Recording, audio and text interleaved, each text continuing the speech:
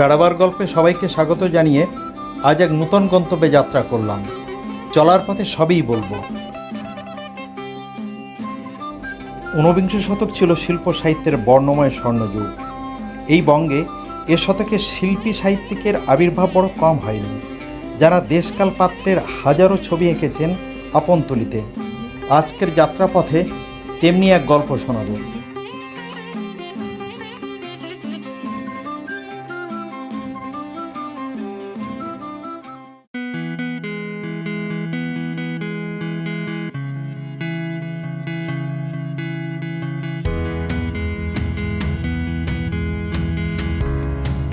একটু আগে এক পশলা বৃষ্টি হয়ে গেল। বৃষ্টি ভেজা কলকাতাকে দেখতে দেখতে বিদ্যাসাগর সেতু পেরিয়ে গেলাম। মানুষের অতি সাধারণ জীবনের ছবিকে যিনি সাহিত্যের তুলিতে এঁকেছিলেন, সেই অমর কথা শিল্পী শরৎচন্দ্র চট্টোপাধ্যায়ের শেষ জীবনের বাসভূমি আর তাঁর সাহিত্য রচনার কর্মভূমি দেখতে আজ রওনা হয়েছি। আজ আমাদের গন্তব্য পশ্চিমবঙ্গের হাওড়া জেলার সামতাবেড় গ্রামে। কলকাতা থেকে সামতাবেড়ের দূরত্ব 65 কিলোমিটার। সাঁতরাগাছি ছেড়ে এগিয়ে যাচ্ছে। পিছনে মৌসুমী এই বসে আছে, না সৈকত, এদিকে মৌসুমী বসে আছে পিছন দিকটাতে। আর ইনি হচ্ছেন আমাদের এই উদ্যোগের সর্বময় কর্তা। দিনটা বেশ ভালোই আমাদের জন্য। মেঘলা, টিপ টিপ করে বৃষ্টি পড়ছে। ঝুলাঘাট প্লাজা পেরিয়ে একটা চায়ের দোকানে এসে থামলাম, একটু চা খাবো, তারপর আবার যাত্রা। ঝুলাঘাট পেরিয়ে একটা চায়ের দোকানে এসে থামলাম, এখানে আমরা চা খাবো, তারপর আবার দেওঘরের উদ্দেশ্যে যাত্রা করবো।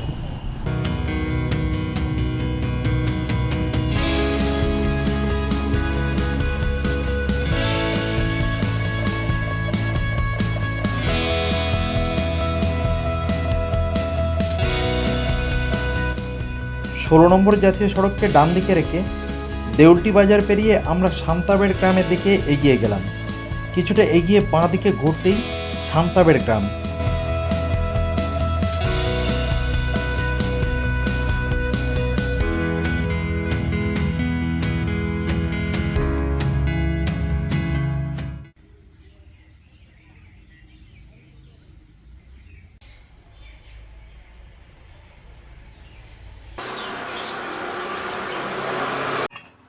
সামতাবেড় গ্রামে এসে পৌঁছে গেছি, যেখানে কথাশিল্পী শরৎচন্দ্র চট্টোপাধ্যায়ের জীবনের শেষ 12 বছর তিনি কাটিয়ে গেছেন। এই দিকটাতে সামতাবেড় গ্রাম, আর এই দিকটাতে রূপনারায়ণ।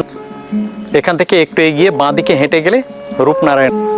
আর এই যে দিকটাতে এগিয়ে যাচ্ছি, এখানে কথাশিল্পীর সেই বাসভূমি। অবশেষে পৌঁছে গেলাম বহুকাঙ্ক্ষিত সেই বাড়ির একেবারে সামনে। সামনের গেটটার ওপারে 19 শতকের স্মৃতিভরা সেই বাড়ি, যেখানে কথাশিল্পী লিখে গেছেন একের পর এক সাহিত্য, ছোট গল্প আর উপন্যাস।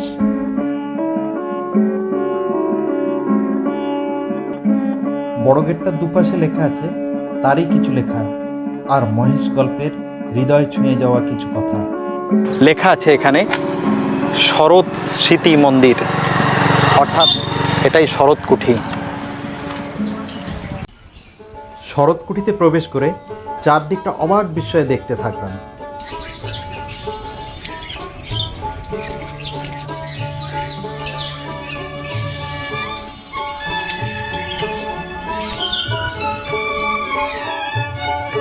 বাগানের মধ্যে একটা বৃত্তাকার অংশ, এখানে কথাশিল্পীর একটি আবক্ষ মূর্তি। চারদিকের বাগানটাও খুব সুন্দরভাবে সাজানো।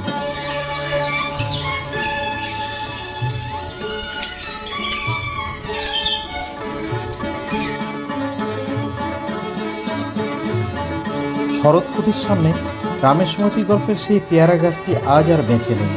তার অবশিষ্ট অংশটি কংক্রিটে মোড়া অবস্থায় দাঁড়িয়ে আছে। ঘরের সামনে জুতো খুলে পায়ে পায়ে শরৎ কুঠিতে প্রবেশ করলাম। এ বাড়িতে প্রবেশের জন্য কোনো প্রবেশ মূল্য দিতে হয় না। ইনি দুলালবাবু, ওরফে দুলাল মান্না বিগত 60 বছর ধরে এই বাড়ির রক্ষণাবেক্ষণের দায়িত্বে আছেন। এপাশে তাঁরই নাতি টুবাই। এ বাড়ির সব কিছু ওদের নখদর্পণে। এটা লিখতেন, ওটা লেখার ঘর। এই যে চেয়ারটা রয়েছে, ওই চেয়ারটায় বসতেন, ওই টেবিলে খাতা রাখতেন, সোজা জানলাটা খুলে দিতেন। তখন বাদশার পাঁচিলটা ছিল, রূপনারায়ণ নদী খেত দিয়ে বইতো। ওনার লাঠিটা লক্ষ্য রাখুন, একদম কোণে রয়েছে। জুতো দেখুন কাচের ভেতর ফুটো দিয়ে বাঁধা রয়েছে 2 নম্বর র্যাকে। ওনার নিচে যে মৃত্যুসজ্জার ছবিটা রয়েছে, ওনার দ্বিতীয় পক্ষের স্ত্রী হিরণময়ী দেবী। শরৎচন্দ্রের মৃত্যুর পরও হিরণময়ী দেবী বাড়িতে 23টা বছর কাটিয়েছিলেন। এটা লিখতেন, এটা লেখার ঘর। ওদিকে উপরটা যাবো, এদিকে সোজা চলেই যাবে।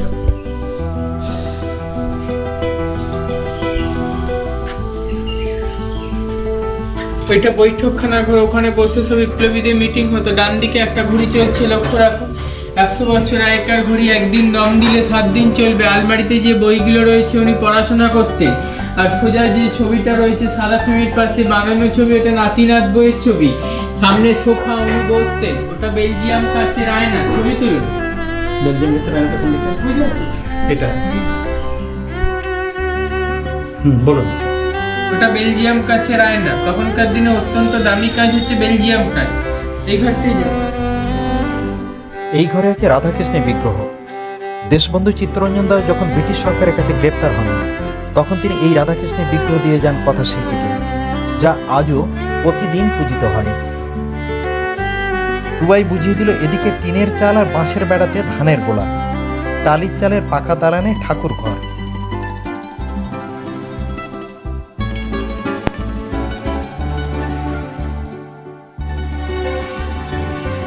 দূরে বাড়ির একেবারে বাইরে হতো শৌচালয়।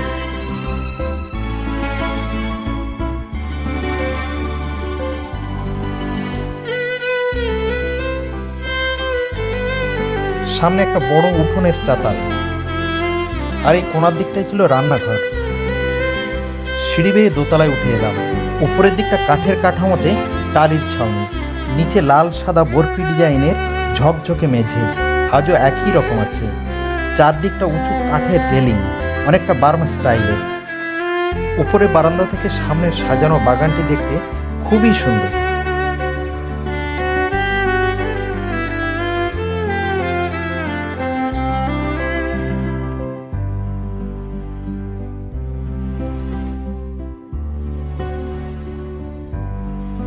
ডান দিকের এই যে প্রথম ঘরটি, এটি কথাশিল্পীর দ্বিতীয় পত্নী হিরণময়ী দেবীর শোয়ার ঘর।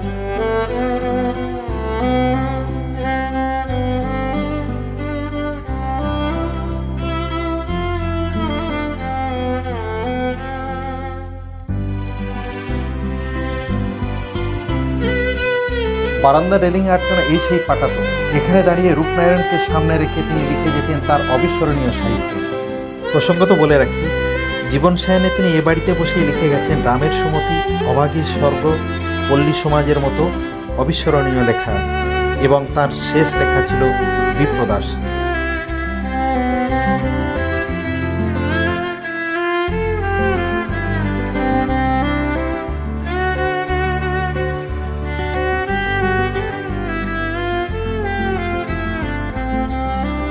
পরাধীন ভারতে এ বাড়িতে গোপন বৈঠক হতো।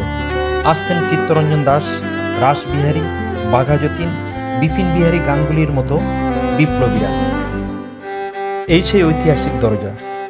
গোপন মিটিংয়ের সময় ব্রিটিশ সরকারের তাড়া খেয়ে বিপ্লবীরা পালিয়ে যেতেন এই পথ দিয়ে, ঘন জঙ্গলপাতে রূপনারায়ণের দিকে।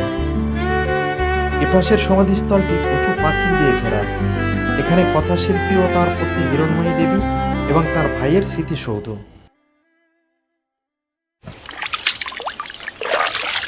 বাংলা সাহিত্যে রামের সুমতি গল্প পড়েননি এমন বাঙালি কমই আছেন।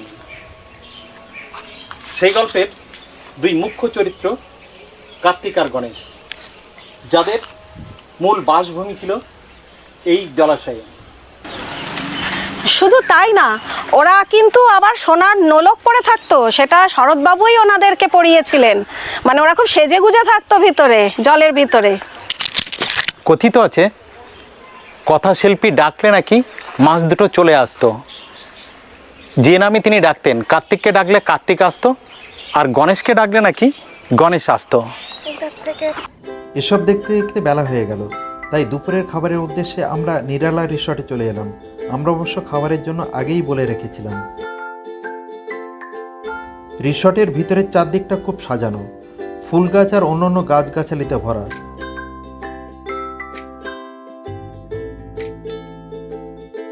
সবুজ আর সবুজ, ফুলের উপর প্রজাপতি আর মৌমাছি উড়ে বেড়াচ্ছে।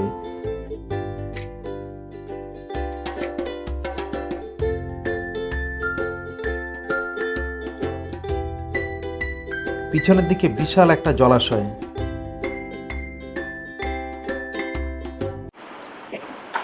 স্মৃতিধন্য শরৎকুঠি দেখতে দেখতে অনেক দেরি হয়ে গেল, বেলাও হয়ে গেছে, খুব খিদে পেয়েছিল। আমরা নিরালা রিসর্টে চলে এলাম। জায়গাটা যেমন নাম তেমনি নিরিবিলি।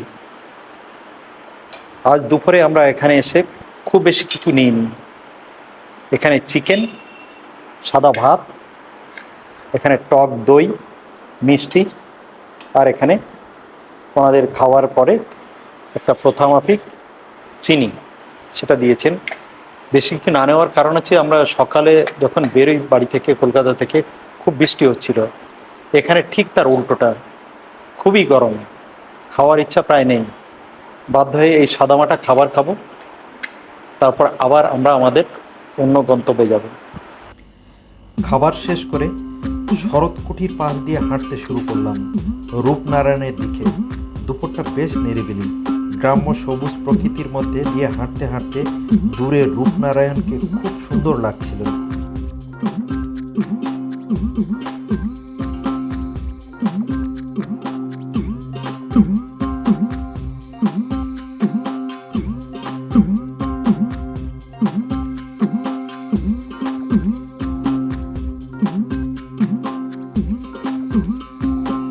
সঙ্গে জল ছিল না, চলতি পথে জলের অভাবে আইসক্রিম ভাইয়ের থেকে আইসক্রিম নিয়ে গলা ভেজালাম। দুপুরের এই ঝাঁঝা রোদে আইসক্রিমটা খেতে মন্দ লাগছে না, বেশ তৃপ্তি পাচ্ছি।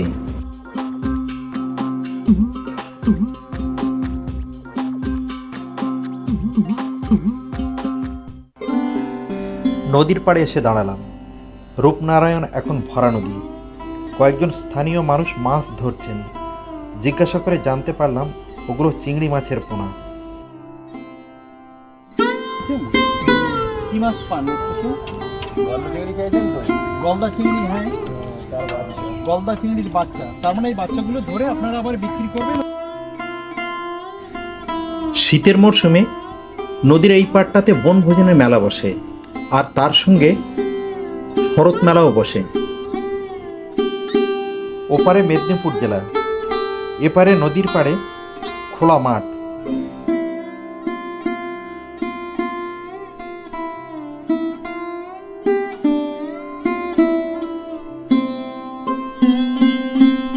নদীতে ভেসে চলেছে যন্ত্রচালিত মালবাহী নৌকা।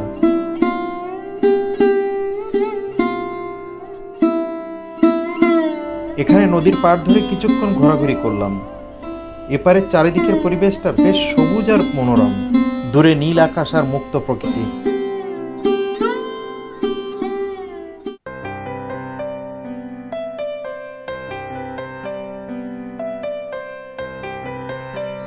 ফেরার পথে কয়েকটা খুদের সাথে দেখা হলো।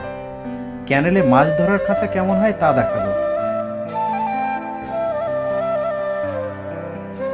ছবি তুলছি দেখে একজন আনন্দে আইসক্রিম ছুঁড়ে ফেলে তো অন্য দুজন পেয়ারা গাছে চড়ে বসল। একেই বলে গ্রামীণ সরলতা।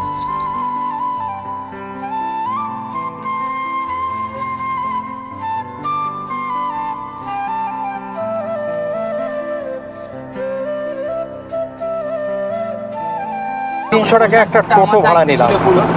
এখন আমরা যাব গোপালজিউয়ের মন্দিরে। গোপালজিউয়ের মন্দির দেখে সেখান থেকে যাব, এখানে একটা নার্সারি আছে, সে নার্সারি দেখতে। এখন যাচ্ছি গোপালজিউয়ের মন্দিরে। দুধারের প্রকৃতি ছিল অসম্ভব সবুজ আর সুন্দর। গ্রাম বাংলা যে কত সুন্দর হতে পারে তা এখানে না এলে বোঝা যায় না। মদন গোপালজিউয়ের মন্দিরে এসে পৌঁছালাম। এটি মূলত রাধাকৃষ্ণের মন্দির। 1651 খ্রিস্টাব্দে এটি তৈরি। খিলানযুক্ত এই মন্দিরটি পশ্চিমবঙ্গের আটচালা মন্দিরগুলির অন্যতম। পোড়ামাটির ফলকে সজ্জিত মন্দিরটি একটি উঁচু বেদির উপরে প্রতিষ্ঠিত।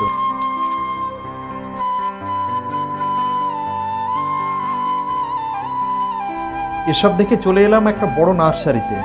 এখানে হরেক রকম গাছের মেলা।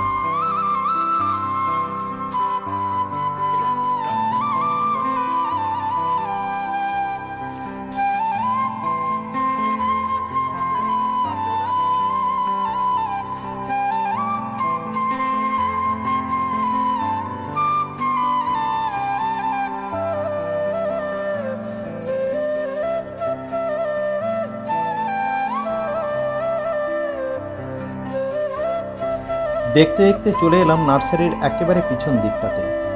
পড়ন্ত বিকেলে চারদিকের সবুজ প্রকৃতি, মাঠ আর জলাশয় সব মিলিয়ে এক মনোরম দৃশ্য। দূরে গাছের উপর এক ঝাঁক পাখি যেন ঘরে ফিরেছে। আমাদেরও ঘরে ফেরার পালা। আমার শখের সাথে জায়গাটা বেশ মিলে গেছে। এটা শরৎকুটির একেবারেই কাছে একটা খুব বড় মাপের নার্সারি। কত রকমের গাছগাছালি এখানে, বিভিন্ন রকমের, অন্তত কয়েকশো প্রজাতির অ্যাডেনিয়াম, ক্যাকটাস, আর এগুলো স্থলপদ্ম, আর এইগুলো অর্কিড, খুব সুন্দর। এবং এত রকমের গাছ, মানে এখানে না আসলে ভাবাই যায় না যে গাছ কত রকমের হতে পারে। ঘোরাঘুরি আর দেখা দেখির পরে দুটো গাছ কিনলাম। এটা মূলত অর্কিড টাইপের গাছ। এটা হয়া হার্ট শেপ, অর্থাৎ এর পাতাটা কিছুটা ওই হার্টের শেপের, এই জন্য। আর এটা হয়া কি আছে, ডিস্টেরিয়া। বাহ, গুড। দেখা যাক, এখন শখে কিনলাম, কি হয় দেখা যাক। এবার ওনারা প্যাক করে দেবেন, দিলে আমরা এবার আমাদের গন্তব্যের দিকে যাত্রা। এই হলো গৌতম। ওর টোটোতে আমরা অনেকক্ষণ ঘোরাঘুরি করলাম। ওর নম্বর আমরা এই ভিডিওতেই দিয়ে দেব, যদি আপনারা চান ওর সাথে যোগাযোগ করতে পারেন। শরৎকুটিকে বিদায় জানিয়ে বাড়ি ফেরার পথ ধরলাম। আশা করি আগামী দিনে গ্রাম বাংলার এমন পটচিত্র আরও বেশি বেশি করে আপনাদের দেখাতে পারবো। এই আশা নিয়েই বেড়াবার গল্পে আজ এখানেই ছুটি।